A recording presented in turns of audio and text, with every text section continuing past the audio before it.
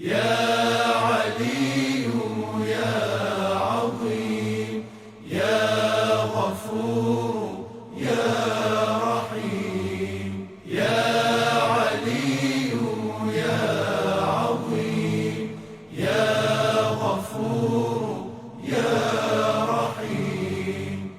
أنت الرب العظيم أنت الرب العظيم الذي ليس كمثله شيء وهو السميع البصير.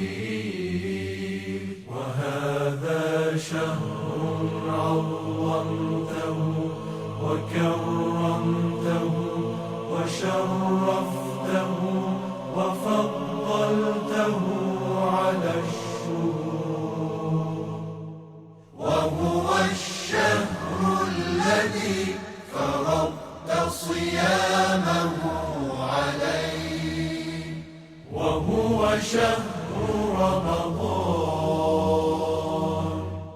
الذي أنزلت فيه القرآن هدى للناس وبينات من الهدى والفرقان، وجعلت فيه ليلة القدر وجعلتها خيرا من 1000 شهر.